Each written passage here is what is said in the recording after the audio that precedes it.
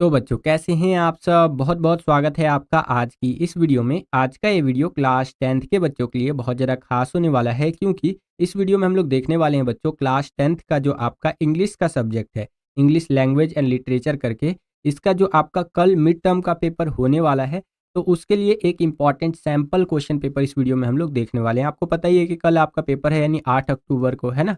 8 अक्टूबर 2024 को। तो बहुत सारे बच्चे डिमांड कर रहे थे कि सर क्लास 10th का इंग्लिश का सैम्पल पेपर लेकर के आइए मिड टर्म एग्जाम्स के लिए, जो हमारा कल होने वाला है। तो फाइनली मैं यहाँ पर आपके हाई डिमांड पर ये वीडियो लेकर के आ गया हूँ। और अगर आप चाहते हैं कि इसके अलावा भी मैं आपको एक सैम्पल पेपर और करवाऊँ इंग्लिश सब्जेक्ट का मिड टर्म एग्जाम्स के लिए, जो कल होने वाला है आपका, प्लस में जो आपका पूरा सिलेबस है इंग्लिश सब्जेक्ट का मिड टर्म एग्जाम्स के लिए, उसका वन शॉट का यहाँ पर मैं वीडियो लेकर के आऊँ, यानी जितने भी इंपॉर्टेंट क्वेश्चंस निकलते हैं वो मैं आपको एक ही वीडियो में कवर करवा दूँ। तो इसके लिए आप इस वीडियो पर, क्योंकि ये पहला वीडियो है, तो इस पर आप कम से कम यहाँ पर 999 लाइक्स को कंप्लीट करवा दीजिएगा। जी हाँ बच्चों, 999 लाइक्स को अगर आप कंप्लीट करवा देते हैं, तो इसके अलावा भी मैं आपको एक सैम्पल पेपर और करवाऊंगा इंग्लिश सब्जेक्ट का। और उसके अलावा बोनस में आपको मैं वन शॉट का वीडियो भी दे दूंगा, जिसके अंदर इंपॉर्टेंट क्वेश्चंस बता दूंगा, जो एग्जाम में आने की संभावना बहुत ज़्यादा होगी। ठीक है, या तो आप 999 लाइक्स यानी 999 लाइक कंप्लीट करवा दीजिए, या फिर आप 207 कमेंट कर दीजिए कि सर यहाँ पर हमें ये वीडियोस चाहिए, आपका एक और सैम्पल पेपर का वीडियो और साथ ही साथ वन शॉट का वीडियो। ठीक है, ये आपको चाहिए तो आप कमेंट कीजिएगा फायर वाला इमोजी के साथ। ठीक है, अगर आप फायर वाला इमोजी के साथ 207 कमेंट कर देते हैं, तो मैं डेफिनेटली आपके लिए यहाँ पर ये वीडियोस भी लेकर के आ जाऊँगा बच्चों। ठीक है, और ये जो हम सैम्पल पेपर करने वाले हैं बहुत ज़्यादा इंपॉर्टेंट है बच्चों, क्योंकि जो भी क्वेश्चन यहाँ पर हम लोग डिस्कस करेंगे पिछले 10 साल का अगर आप पेपर उठा करके देखेंगे, तो ये क्वेश्चंस बार बार रिपीट हो रखे हैं एग्जाम्स के अंदर। ठीक है, तो इसको बिल्कुल भी हल्के में मत लीजिएगा, हर एक क्वेश्चन को बड़े ध्यान से देखते हुए चलिएगा। साथ ही साथ मैं आपको पेपर का पैटर्न भी समझा दूंगा कि कल जो आपका पेपर होने वाला है मिड टर्म का क्लास 10th का इंग्लिश सब्जेक्ट का, उसका पैटर्न क्या रहने वाला है। ठीक है, तो चलिए हम अपने वीडियो को शुरू करते हैं बच्चों। तो क्लास 10th है, हमारा सब्जेक्ट है इंग्लिश लैंग्वेज एंड लिटरेचर। और इंग्लिश का जो कल पेपर होगा वो आपका 3 घंटे का होगा। मैक्सिमम मार्क्स जो आपके रहने वाले हैं वो 80 रहने वाले हैं, यानी कि 80 नंबर का आपका पेपर होगा बच्चों। ठीक है, नीचे चले तो यहाँ पर आपको जनरल इंस्ट्रक्शंस बताया गया है, इसको समझ लेते हैं। जनरल इंस्ट्रक्शन समझने से हमें पेपर का पैटर्न का आइडिया लग जाता है। ठीक है, यहाँ पर बताया गया है कि जो आपका क्वेश्चन पेपर है, इसके अंदर 11 क्वेश्चंस आपसे पूछे जाएंगे, और जितने भी क्वेश्चंस आपसे पूछे जा रहे हैं वो कंपलसरी होने वाले हैं। ठीक है, आपका जो इंग्लिश का पेपर होगा वो 3 सेक्शंस के अंदर यहाँ पर बटा हुआ होगा, डिवाइड होगा, सेक्शन A B C करके। ठीक है, जो आपका सेक्शन ए रहेगा ये रीडिंग स्किल्स वाला रहेगा, जिसके अंदर बेसिकली पैसेज वाले जो क्वेश्चंस होते हैं वो आपसे पूछे जाएंगे।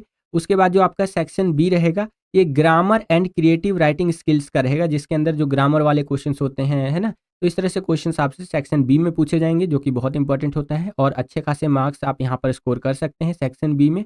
और जो आपका सेक्शन सी रहेगा, जो बहुत ही ज़्यादा इंपॉर्टेंट सेक्शन रहता है, जो कि आपका लिटरेचर टेक्स्ट बुक वाला सेक्शन रहेगा। इसके अंदर जो आपकी इंग्लिश की बुक्स है ना, वहाँ से क्वेश्चंस पूछे जाएंगे। और अकेला सेक्शन सी ही बच्चों आपका 40 मार्क्स का आता है, 40 नंबर का आता है। 80 नंबर का आपका तो टोटल पेपर ही होता है, उसमें से 40 नंबर का सेक्शन सी ही आता है आपका। सोचिए कितना ज़्यादा इंपॉर्टेंट सेक्शन है ये। ठीक है, और यहाँ पर बोला गया है थर्ड पॉइंट में कि attempt questions based on specific instructions for each part. ठीक है, तो आपको क्वेश्चंस के अंदर अलग से इंस्ट्रक्शंस दिए होंगे हर एक क्वेश्चन के अंदर, उसके हिसाब से ही आपको यहाँ पर आंसर लिखना है। ठीक है बच्चों, तो आशा करता हूँ कि ये सारी बातें आपको समझ में आ गई होंगी। कल जो आपका मिड टर्म का पेपर होने वाला है क्लास 10th का इंग्लिश सब्जेक्ट का, उससे संबंधित ये काफ़ी इंपॉर्टेंट बातें थी। चलिए हम अपने वीडियो को शुरू करते हैं और सेक्शन वाइज देखते हैं कि किस प्रकार के क्वेश्चन हमसे पूछे जा रहे हैं और कैसे हम उनका आंसर लिख सकते हैं। तो चलिए वीडियो को शुरू करते हैं बच्चों। तो हम लोग आ गए हैं सेक्शन ए के अंदर, जो कि आपका रीडिंग स्किल्स वाला रहेगा। तो चलिए देख लेते हैं क्या करके क्वेश्चंस को। यहाँ पर पहला क्वेश्चन क्या कह रहा है कि रीड द फॉलोइंग टेक्स्ट, यानी ये जो पैसेज है इसको रीड करना है। तो चलिए रीड कर लेते हैं। यहाँ पर पैसेज का पहला पैराग्राफ का पहला लाइन इस तरह से है कि energy is one of the most critical resources in our modern world, yet it is frequently overlooked, जैसे कि despite the fact that we really heavily on it, a significant portion of the energy consumed is जैसे कि derived from non renewable sources. ठीक है, तो यहाँ पर ये कह रहा है कि ऊर्जा जो है हमारी, एनर्जी जो है, आज हमारी आज की जो आधुनिक दुनिया है उसका सबसे महत्वपूर्ण संसाधनों में से एक है। दुनिया का कोई सा भी देश देख लीजिए, सभी देशों को ऊर्जा की यानी एनर्जी की ज़रूरत पड़ती ही पड़ती है, चाहे अमेरिका जैसा डेवलप कंट्री हो या इंडिया जैसा डेवलपिंग कंट्री हो, ठीक है। या अंडर डेवलपिंग कंट्रीज़ की बात करें तो अफ्रीकन कंट्रीज़ ले लीजिए जो कि अंडर डेवलपिंग है, अभी बहुत ज़्यादा विकास करना उनको रह रहा है। सभी देशों को, दुनिया के जितने भी देश है, सबको एनर्जी की ज़रूरत पड़ती है और वर्तमान समय में तो ये बहुत ज़्यादा इम्पॉर्टेंट हमारे लिए है, ठीक है। इसी को लेकर के आपका ये पूरा का पूरा ये जो पैसेज है दिया गया है, वीडियो पॉज़ करके आप पूरा का पूरा रीड कर सकते हैं और इसके बेसिस पर जो हमसे क्वेश्चंस पूछे जाएँगे, उनको देखेंगे बच्चों, ठीक है हम लोग। तो ये देख सकते हैं इस तरह से आपका यहाँ पर पैसेज दिया गया है। चलिए परफेक्ट। अब यहाँ पर देखिए क्या कह रहा है कि answer the following questions based on the passage above, यानी कि जो आपने पैसेज को पढ़ा उसके बेसिस पर यहाँ पर क्वेश्चंस पूछे जाएंगे, उसका आंसर आपको देना है। तो देखिए फर्स्ट क्वेश्चन है in paragraph number 1 what does the phrase every person's effort in conserving energy can play a crucial role in जो कि preserving this resource for the future emphasize, ठीक है। यहाँ पर क्या रहा है पैराग्राफ नंबर 1 में जो ऊर्जा संरक्षण है उसमें प्रत्येक व्यक्ति का प्रयास भविष्य के लिए इस संसाधन को संरक्षित करने में महत्वपूर्ण भूमिका निभा सकता है, ठीक है। वाक्यांश जो है वो किस बात पर जोर देता है, तो ये इस बात पर जोर देता है बच्चों, it emphasize the importance of individual actions in contributing to the overall conservation of energy resources highlighting that every effort count, यानी कि यहाँ पर ये कह रहा है कि यह ऊर्जा संसाधनों के समग्र संरक्षण में योगदान देने के लिए व्यक्तिगत कार्यों के महत्व पर जोर देता है, ठीक है। जो एनर्जी होती है बच्चों वो हम सबको बचाना चाहिए और हर एक एफर्ट यहाँ पर काउंट किया जा रहा है। ऐसा नहीं है कि अगर आप एक बल्ब जो कि अनावश्यक रूप से जिसका कोई काम नहीं है और वो जल रहा है, आपने वो बल्ब बंद कर दिया, स्विच बंद कर दिया इस तरह से, और उतना जो एनर्जी आपने सेव किया तो उसका कोई यहाँ पर महत्व नहीं है, वो बहुत ज़्यादा वैल्यू करेगा, है कि नहीं। तो जो छोटी छोटी यहाँ पर एक्शंस लिए जाते हैं हर एक व्यक्ति के द्वारा एनर्जी को बचाने के लिए, सेव करने के लिए, वो सभी एफर्ट्स को काउंट किया जाता है, ठीक है। तो इस तरह से आपका यहाँ पर आंसर लिखा गया है। क्लियर है बच्चों। चलिए सेकंड क्वेश्चन यहाँ पर देखिए क्या है कि complete the following with the correct option from the two given, energy is often overlooked despite it's crucial nature because, तो यहाँ पर कह रहा है कि ऊर्जा को अक्सर नज़रअंदाज कर दिया जाता है बावजूद इसके कि यह महत्वपूर्ण प्रकृति की है, क्योंकि यहाँ पर आपको बताना है ए ऑप्शन करेक्ट होगा या बी होगा, ठीक है।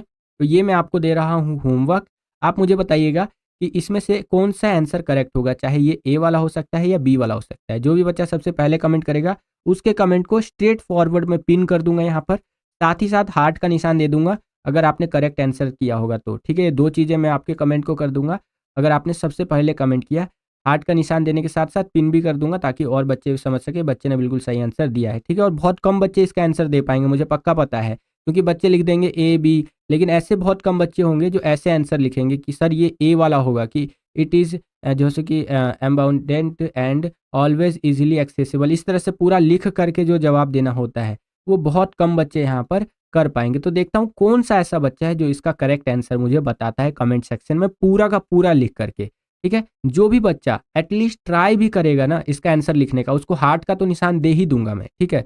चाहे आप बेशक आज गलत ही कमेंट कीजिए, अगर आपने ट्राई भी किया तो मैं आपको हार्ट का निशान दे दूंगा अगर आप पूरा इतना लिखते हैं तो, ठीक है। लेकिन जो बच्चा बिल्कुल करेक्ट आंसर देगा उसके कमेंट को यहाँ पर मैं पिन कर दूंगा, ठीक है बच्चों। तो ध्यान रखिएगा जिसका करेक्ट आंसर होगा उसका कमेंट पिन आपको मिलेगा, क्योंकि उसने पहले जवाब दिया होगा, ठीक है, और करेक्ट आंसर दिया होगा, तो पिन के साथ उसको हार्ट भी दे दूंगा। बाकी जो बच्चा ट्राई करेगा उसके यहाँ पर कमेंट को हार्ट का तो निशान दूंगा ही दूंगा। आज थोड़ा सा यहाँ पर रूल्स में हमने चेंजेस किए हैं, ठीक है।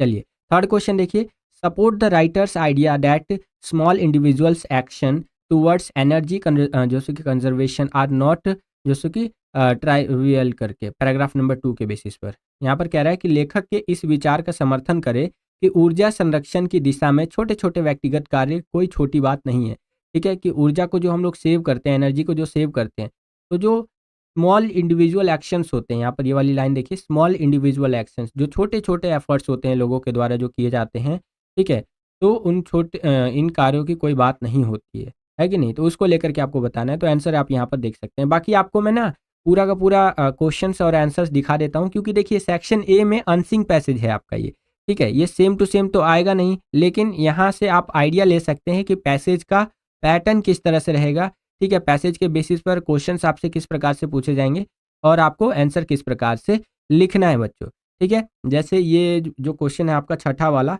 इसका आप देख सकते हैं इस तरह से पूछा गया है कि the writers mentions sustainable energy solution in paragraph number 4 which of the following is a sustainable energy practice करके। ठीक है, तो आप यहाँ पर देख सकते हैं और इस तरह से आपको करेक्ट आंसर आप यहाँ पर अपने हिसाब से समझ लीजिएगा जो आपका करेक्ट आंसर होगा। मतलब कि आप देख लीजिए, बेसिकली आपके पैटर्न को समझाने के लिए मैं आपको ये 2 क्वेश्चंस दिखा रहा हूँ, लेकिन हमारा जो मेन सेक्शन होता है बच्चों वो सेक्शन बी और सी होता है।